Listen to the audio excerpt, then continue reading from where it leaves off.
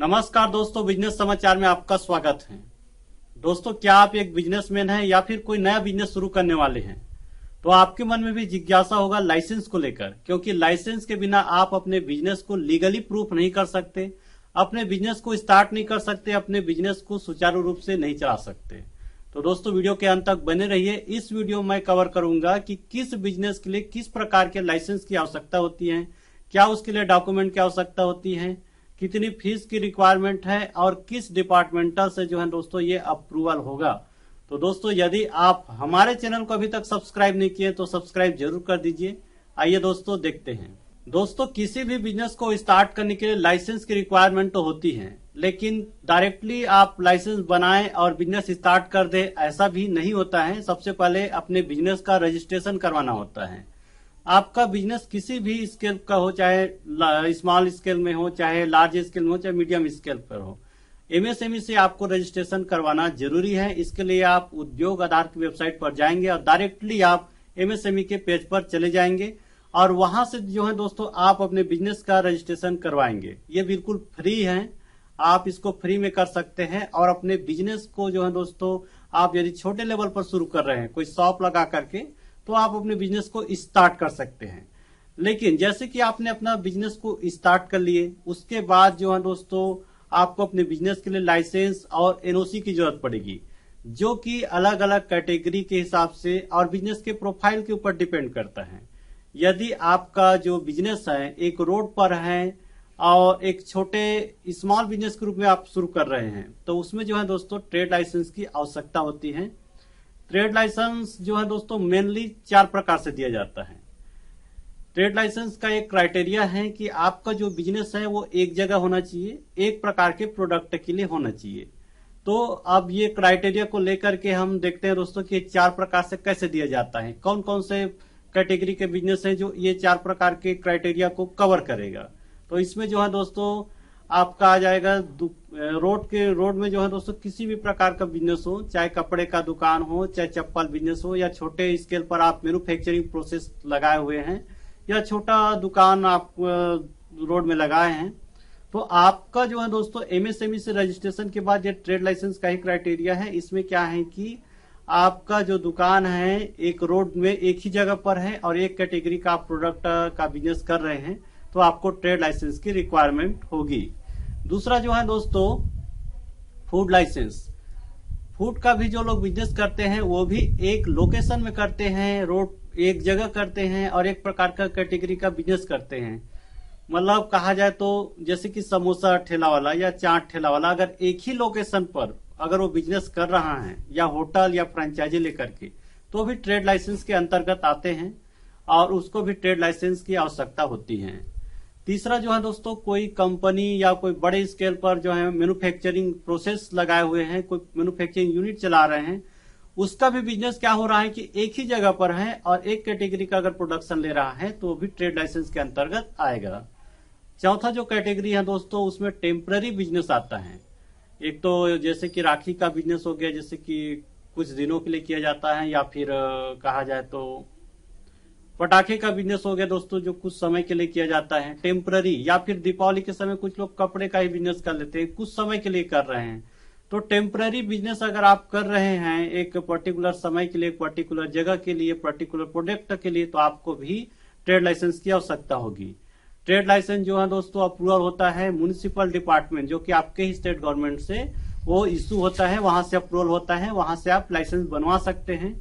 यदि हम इसकी फीस की बात करें तो 200, 250, 300 रुपए 1 साल, 3 साल और 5 साल के लिए जो वैलिड होता है दोस्तों, उसके बाद आप इसको रिन्यूअल कराएंगे। ये पूरा डिपेंड करता है आपके बिजनेस प्रोफाइल और आपके कैटेगरी के हिसाब से। जैसे कि आप अपना बिजनेस स्टार्ट कर लेते हैं तो 30 दिन के अंतर्गत आपको क्या करना है, आपको अप्लाई करना है, अन्यथा आपको पेनाल्टी लगेगा।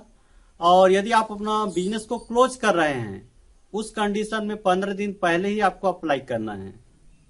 साथ ही जीएसटी का भी रिक्वायरमेंट रहता है। जैसे कि कोई लोग बोलते हैं कि जीएसटी के बिना आप कोई बिजनेस स्टार्ट नहीं कर सकते, तो ऐसा नहीं है। जीएसटी तो जरूरी है, लेकिन उसका भी एक क्राइटेरिया है।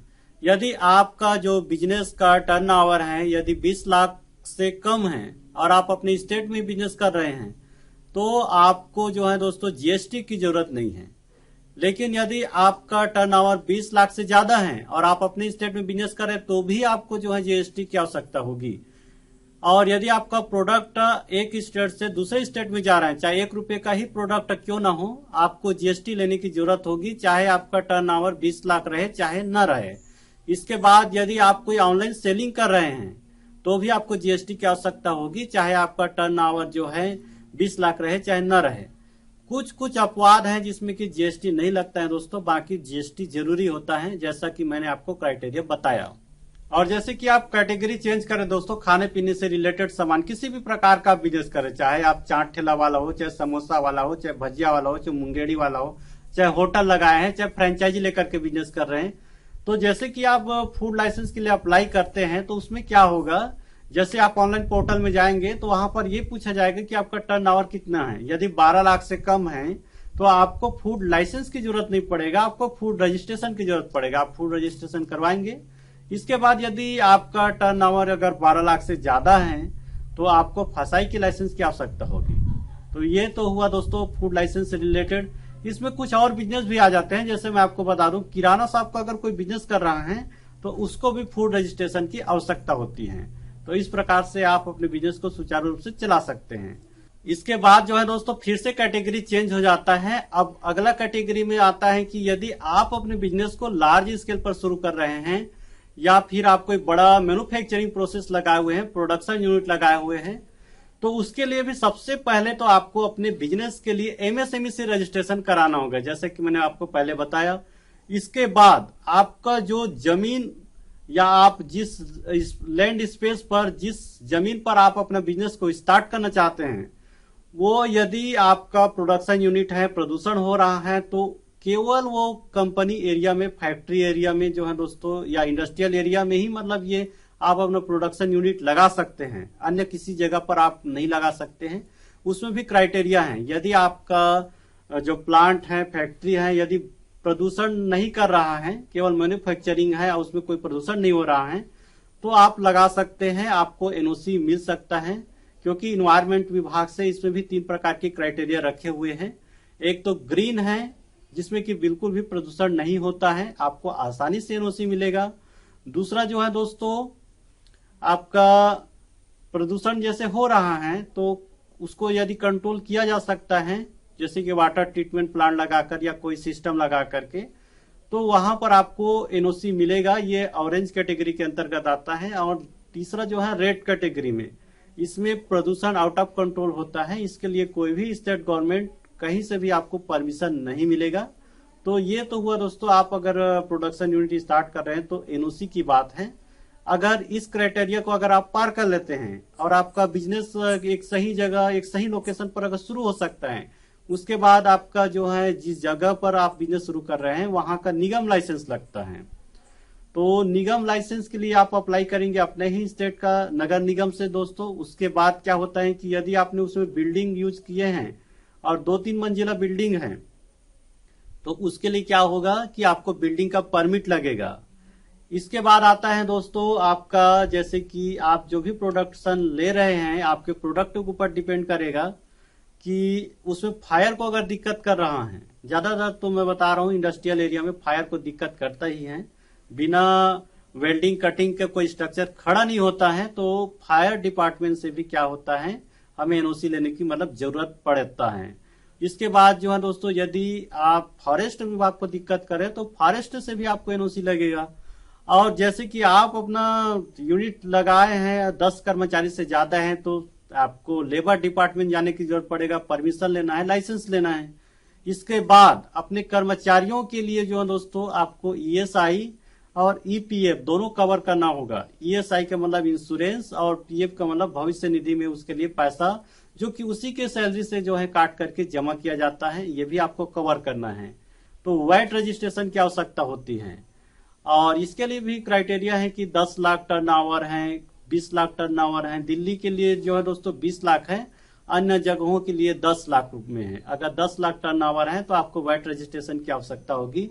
वैट रजिस्ट्रेशन के लिए 500 रुपए के फॉर्म के साथ जो है दोस्तों आपका 1 लाख का ब्रांच सिक्योरिटी है। इस प्रकार से इसका मतलब जरूरत पड़ेगा।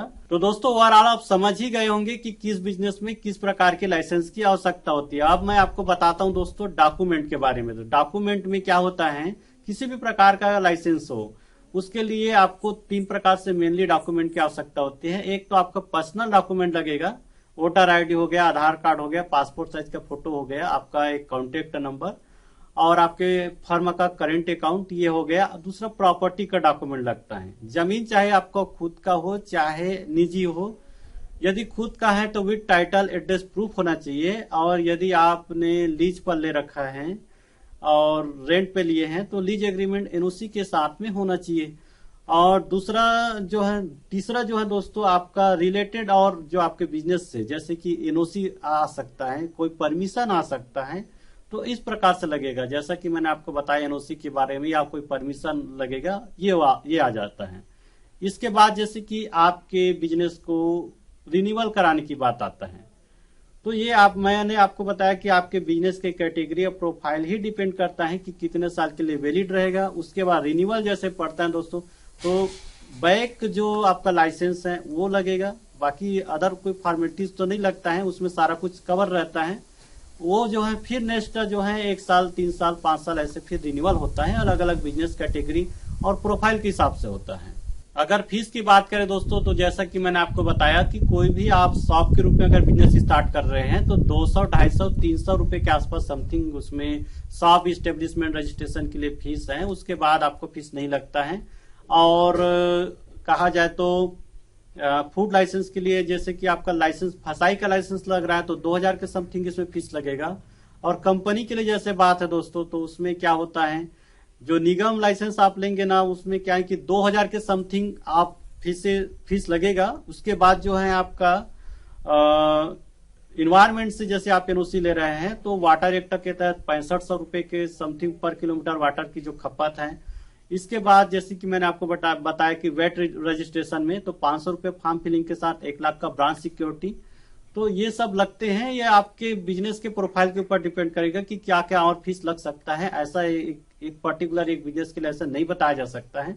तो दोस्तों आशा करता हूं कि आज के वीडियो में ओवरऑल कितने प्रकार के बिजनेस के लिए कितने प्रकार के लाइसेंस की आवश्यकता होती है, क्या डॉक्यूमेंट की आवश्यकता होती है, कितना फीस की आवश्यकता होती है, किस डिपार्टमेंटल से अप्रूवल होगा, सारा जानकारी मैंने आपको स्पष्ट बता दिया। आपको यदि यह जानकारी पसंद आया होगा तो वीडियो को लाइक कीजिए और अधिक से अधिक लोगों तक शेयर कीजिए। साथ ही दोस्तों मैं इसी प्रकार का वीडियो लाते रहता हूं, किसी भी बिजनेस और बिजनेस आइडिया की पूरी जानकारी देता हूं। यदि आप हमारे चैनल में नए हैं तो सब्सक्राइब जरूर कर दीजिए।